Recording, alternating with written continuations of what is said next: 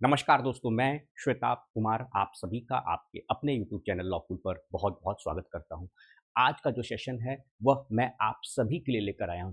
आज का सेशन सिर्फ जुडिशियल सर्विस एस्पिरेंट्स के लिए नहीं है, बल्कि वैसे मेरे साथी जो न्यायिक सेवा में हैं, जुडिशियल ऑफिसर्स हैं, उनके लिए भी आज का ये सेशन है और जितने भी मेरे अधिवक्ता साथी हैं, आप सभी के लिए आज का ये सेशन बहुत ही ज़्यादा इम्पोर्टेंट होने वाला है। ऐसा कहा भी जाता है कि जो लॉ का क्षेत्र है, वह अपने आप में महासागर है और हर दिन हम कुछ न कुछ इसमें सीखते ही हैं।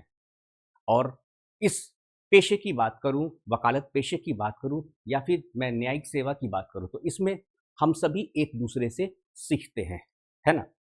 तो जो आज का सेशन है, उस पे मैं एक ऐसे टॉपिक का जिक्र करने जा रहा हूं आज के सेशन में, नजरी नक्शा। क्या है?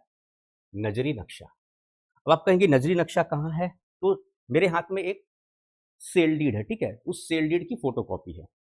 तो सेल डीड में जब आप पेज को पलटिएगा थोड़ा आगे की तरफ, ठीक है? यहाँ पर स्टैंप ड्यूटी वगैरह है, उसके बाद जमीन बेचने वाले, खरीदने वाले का नाम होता है, ठीक है?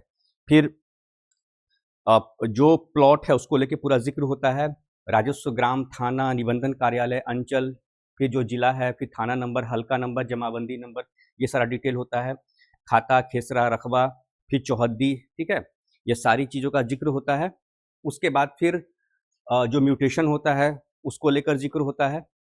उसके बाद फिर जो ज़मीन बेचने वाले हैं, ज़मीन खरीदने वाले हैं, उनका हस्ताक्षर होता है, जो गवाह होते हैं, ठीक है? सबको लेकर जिक्र होता है, सबके हस्ताक्षर होते हैं। उसके बाद देखिएगा नजरी नक्शा का एक यहाँ पर आपको पेपर लगा हुआ है, ठीक है? अब ये नजरी नक्शा क्या होता है? देखिए, नजरी नक्शा बेसिकली क्या होता है, इसमें लिखा हुआ है, वही मैं बता रहा हूँ आपको। इसमें जो जमीन बेचने वाले हैं, लेख्यकारी, ठीक है? जो जमीन बेचने वाले हैं, सेलर, और लेख्यधारी यानी जमीन जो खरीदने वाले हैं, दोनों का नाम लिखा होता है। उसके बाद फिर जो जमीन है, ठीक है, जो प्लॉट है, उसका आपको लोकेशन दिया रहता है कि वह जो भूमि है कहाँ अवस्थित है, ठीक है? उसको लेके पूरा डिटेल दिया रहता है, कौन सा थाना है, ठीक है? उसके बाद अंचल क्या है, उसके बाद थाना नंबर, फिर उसका जिला। उसके बाद उसमें लिखा होता है कि जो बिक्री की जाने वाली भूमि है उसको एक पर्टिकुलर रंग से दर्शाया गया है, चाहे वो लाल रंग हो, ठीक है, या काले रंग से हो, कोई भी एक रंग है उससे दर्शाया गया है। उसके बाद उस पूरे जमीन का उसमें एरिया दिया रहता है, ठीक है, उसका उसका खाता नंबर, खेसरा नंबर, फिर चौहद्दी यानी जो प्लॉट का फोर साइड्स होता है उसके बगल में कौन कौन लोग रहते हैं, ठीक, उनका जिक्र होता है। वो क्या होता है, बेसिकली प्रॉपर्टी का आइडेंटिफिकेशन होता है, ठीक है। चौहद्दी जस्ट लाइक समझिए आधार कार्ड होता है, प्रॉपर्टी का जो प्लॉट होता है उसका आधार कार्ड होता है, उससे आप आइडेंटिफाई करते हैं, ठीक है। अब देखिए, बहुत मजेदार है, इसको समझिएगा। नजरी नक्शा, कभी भी आप जमीन खरीदने जाइए ना, तो नजरी नक्शा को ध्यान से देखिए। अब मान लीजिए कि यही जो जमीन है, इसका कागज कोई देखेगा तो उसको सब कुछ सही लगेगा, लेकिन जब वह आदमी प्लॉट पर जाएगा तो जो डिटेल इस सेल डीड में नजी नक्शा के तहत दिया गया है उससे बिल्कुल अलग है। प्लॉट का जो वस्तु स्थिति है रियलिटी में, ठीक है ना, वो बिल्कुल अलग है। यहाँ कुछ और बताया गया है और आप अगर साइट विजिट करते हैं तो वहाँ उसकी वस्तु स्थिति अलग है। फिजिकली वह एक अलग तरीके का प्लॉट है और यहाँ पर एक अलग प्लॉट दिखाया जा रहा है।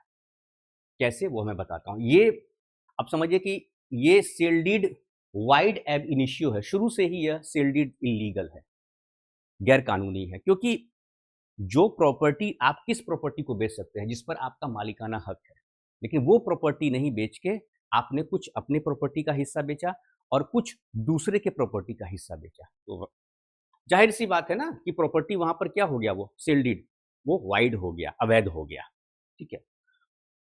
अब देखिए, पहले वस्तु स्थिति क्या है उसकी वो समझिए। प्लॉट की, प्लॉट की वस्तु स्थिति यह है कि ये प्लॉट है पूरा, ऐसे ऐसे ऐसे और ऐसे, ठीक है। ये पूरा प्लॉट हो गया। अब एक भाई का, ये देखिए हिस्सा आधा हो गया, एक भाई का मकान आगे है, ठीक है। एक भाई है ए, ए का मकान आगे है और एक भाई है बी, बी का मकान पीछे है, ठीक है। अब क्या हुआ कि जो बी है उनका मकान पीछे है। अब इनको क्या है कि भाई अपने इस प्लॉट तक आने जाने के लिए रास्ता तो चाहिए। तो ए जो है, ए का तो यहाँ से मान लीजिए आगे इनका मकान है, और दूसरी बात यहाँ पर जो है सड़क है, ठीक है, मेन रोड है ये, ठीक है, यहाँ पर मुख्य सड़क है ये, ठीक है, यह मुख्य सड़क है। अब क्या हुआ, ए ने क्या किया, अपने ही जमीन से, ठीक है, अपने ही जमीन से section 13 of Indian easement act के तहत कहा भी जाता है कि जिसको वैकल्पिक रास्ता नहीं है उसको आप अपने प्लॉट से आने जाने के लिए रास्ता देंगे। तो ए ने क्या किया, यहां से इनके प्लॉट में आने के लिए बी को, इनके भाई ही हैं, इनको रास्ता दे दिया। ठीक, कहीं कोई दिक्कत वाली बात नहीं, सब कुछ अच्छा चल रहा है। अब क्या हुआ, बी ने क्या किया, एक एक्स नाम के व्यक्ति को अपने जमीन को बेच दिया, ठीक है, इसी सेल डीड के माध्यम से। अभी भी कोई दिक्कत नहीं भाई, इनकी जमीन है, यह बेचे, ठीक है। रास्ता बी नहीं बेच सकते हैं। सेक्शन 13 इंडियन ईजमेंट एक्ट का कहता है कि वह सिर्फ अपना शेयर बेच सकते हैं, और यह जो इनके भाई हैं अपने शेयर में से, अपने हिस्सा में से जो इन्होंने रास्ता दिया है उस रास्ते को नहीं बेच सकते। आप रास्ता दिखा सकते हैं कि ये अप्रोचिंग रोड है, अप्रोचिंग रोड है, लेकिन उसको आप प्लॉट के एरिया में, रकबा में, एरिया जो प्लॉट का एरिया होता है उसी को रकबा भी कहा जाता है, ठीक है, तो रकबा में उसको शामिल आप नहीं कर सकते। लेकिन जो बी है उन्होंने क्या किया, ये जो रास्ता है रास्ते को भी जमीन के प्लॉट में, जो जमीन का एरिया है उसमें उसको शामिल कर लिया इन्होंने। अब इनका कहना है कि भाई मेरी इतनी इतनी जमीन होनी चाहिए, उतनी जमीन मेरी नहीं हो रही थी इसलिए मैंने रास्ते को कर लिया। तो आपने अपनी जमीन पूरी कर ली, तो जो ए है, आपके भाई है, उनका फिर उतना हिस्सा कहाँ गया, उनका तो आपने काट दिया, तो इनका फिर शेयर, इनका तो फिर घट गया ना। तो होता क्या है कि कभी कभार जमीन पर जितना आपका प्लॉट का रकबा एरिया लिखा होता है थोड़ा बहुत 19-20 कम हो जाता है। कारण क्या होता है कि कभी पड़ोसी है, मकान बनाया उन्होंने, थोड़ा बहुत आगे पीछे हो जाता है, अगल बगल के मकान होते हैं तो थोड़ी बाउंड्री उनकी आपके जमीन में चले जाती, होता है ऐसा, है ना। तो अब बी खोज रहे कि नहीं मेरा तो इतना इतना होना चाहिए, वो नहीं हो रहा था तो मैंने ये रास्ता को पकड़ लिया। अच्छा, आपने तो अपना मान लो आप चतुर नार थे, आपने पकड़ लिया। अब इन ये जो बेचारा भाई है आपका, इसका तो हिस्सा कम हो गया ना, इसका फिर जो कम हो रहा है वो कहां से लेगा, कहां से लेगा वो अपना हिस्सा लेने के लिए नेपाल जाएगा क्या है? ऐसा नहीं होता है। जितना जमीन है उसी जमीन को आप नापी कराइए, मैं बता देता हूं, अमीन को बुलाइए, बढ़िया से नापी कराइए, ठीक है, और उसके बाद जितना टोटल एक्चुअली में जितना फिजिकली स्पॉट पर जितना जमीन है उसका फिर आधा करवाइए। अब कागज में थोड़ा बहुत 19-20 कम होता है कागज से। खैर, तो ये जो है बहुत तेज आदमी, इन्होंने क्या किया, इस बेचारे के भलमनसा को देखिए, इन्होंने कहा कि अरे भाई ही तो है, भैया है, बड़े भाई हैं, रास्ता दे दिए। अब ये भाई साहब, ये एक्स जो बाहर का व्यक्ति है ना, वो बाहरी व्यक्ति को जमीन बेचा, और ये बी को लगा ये रास्ता करके हम बेच देंगे, ऐसे एल करके। लेकिन जानते हैं जमीन की रजिस्ट्री क्या हुई, इससे भी बड़ा फ्रॉड हुआ। मुख्य सड़क सामने है ए के मकान के आगे, लेकिन जो जमीन की रजिस्ट्री हुई है उसमें जो नजरी नक्शा बना ना सर, ये नजरी नक्शा, उसके हिसाब से कैसा प्लॉट बना पता है, मैं आपको बता रहा हूं। बी ने अपने प्लॉट को ऐसे दिखाया, ऐसे लंबा, ऐसे लंबा, ऐसे करके दिखाया, ठीक है, और ये रहा रास्ता, ये रास्ता दिखा दिया कि ये रास्ता जो है ये रास्ता है, मतलब अपने जमीन को फ्रंट पे ले आइए, लंबा लंबा ऐसे। तो आप कहिए कि यह जो बी का जमीन है, ठीक है, बी का जो जमीन है ये इन्होंने बेचा एक्स को, ठीक है, अब एक्स को जमीन, एक्स की जमीन हो गई, बी की जो प्रॉपर्टी थी, बी का जमीन, जब एक्स को बेच दिया तो एक्स की जमीन हो गई। आप कहिए कि बी तो पीछे है यहाँ पर, अब यहाँ पर पीछे की तरफ है, तो ये रोड, मेन रोड जो ये मुख्य सड़क है, यह जो मुख्य सड़क है, इसके सामने कैसे ये प्लॉट, ये वाला प्लॉट, पीछे वाला प्लॉट मुख्य सड़क से कैसे सट गया, यह तो ए के मकान के पीछे है, तो ऐसे होना चाहिए था ना जमीन, नक्शा ऐसे बनना चाहिए, तो ये लंबा लंबा कैसे बन गया। हुआ क्या, फ्रॉड एंड फैब्रिकेटेड तरीके से एक गलत नजरी नक्शा तैयार किया गया, और जो मुख्य मार्ग है, मेन सड़क है, उससे इस जमीन को, प्लॉट को ऐसे दर्शाया गया, और जमीन पता है कैसे बेचा गया, जमीन को बेचा गया ऐसे, ऐसे लंबा लंबा, ऐसे लंबा, ऐसे लंबा भी दिखाइएगा तो मेन सड़क पर आ गया ना, ये मेन सड़क पर ये पूरा प्लॉट, ये ऐसे करके लंबा। अब समझ में आ गया ना?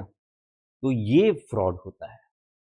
तो कभी भी आप जमीन खरीदते हैं तो एक बार जरूर आप दस्तावेज को देख लीजिए। और यह जो केवाला मेरे हाथ में जिसकी फोटो कॉपी है, केवाला रद्दी है, कुछ नहीं है। कोर्ट में जैसे ही यह केवाला जाएगा रद्द हो जाएगा। आपने जो दस्तावेज तैयार किया है वह क्या है? अवैध तरीके से तैयार किया है। आपने जो रजिस्ट्री ऑफिस में रजिस्ट्रार को जो जानकारी दी है, जो केवाला आपका बना है, रजिस्टर्ड हुआ है, सेल डीड, जिसे हम क्या कहते हैं, जिसे हम क्या कहते हैं, विक्रय विलेख कहते हैं। क्या कहते हैं? विक्रय विलेख। ठीक है। तो ये जो विक्रय विलेख है यह क्या है? ये फॉल्स एंड फैब्रिकेटेड तरीके से आपका यहां पर तैयार किया गया है। ठीक है। तो वैसी स्थिति में यह जो केवाला है आपका, यह क्या हो जाएगा? ये हो जाएगा आपका वाइड एब इनिशियो, मतलब शुरू से ही यह क्या है? यह वाइड है, एक इलीगल दस्तावेज है। अब समझिए, जमीन की खरीद बिक्री होती है, इतना सारा पैसा, जमीन इतना महंगा हो गया है। अब क्या है? अब इसमें आप यही कीजिए कि जाइए दोबारा से रजिस्ट्री ऑफिस में, इसको सुधार करवाइए नजी नक्शा में, और नहीं तो फिर ये वाला आपका यहाँ पर रद्द हो जाएगा। समझ गए ना? तो बहुत सारे लोग को लगता है कि भाई हम बहुत तेज तराक हैं, हम बहुत चालाक हैं, किसी को समझ में नहीं आएगा। तो ऐसा नहीं है। आप किसी के जमीन को हड़पने का प्रयास कीजिएगा, और यही नहीं, यहाँ पर जो ए है, ए का मकान भी बना हुआ है, और इस नक्शा के हिसाब से यहाँ आगे की तरफ खाली दिखाया गया है। इस प्लॉट को, इतने एरिया को खाली दिखाया गया है, जबकि आगे का हिस्सा में मकान, यहाँ पर ये एरिया है, इतना यही एरिया यहाँ पर है, इसको खाली दिखाया गया, जबकि यहाँ पर इनका मकान बना हुआ है। अब सोचिए आप कितना बड़ा फ्रॉड है। तो ऐसे लोगों से सावधान रहिए, ना इनसे ज़मीन खरीदिए, और इस तरह की ज़मीन जो है यह कोर्ट में जाएगा और इस सीधे चैलेंज होगा, और यह केवाला रद्दी हो जाएगा। ठीक है दोस्तों, तो आज का सेशन यहीं पे कंक्लूड करता हूँ। आज के सेशन को लेकर आपका कोई सवाल हो या किसी अन्य टॉपिक पर जो आपके एग्जाम की तैयारी से संबंधित है, तो आप मुझसे कमेंट सेक्शन में पूछ सकते हैं। साथ ही लॉकपुल का अपना डेडिकेटेड व्हाट्सएप चैनल है, वहाँ भी आप मुझसे डायरेक्टली कनेक्ट होकर सवाल पूछ सकते हैं। नमस्कार।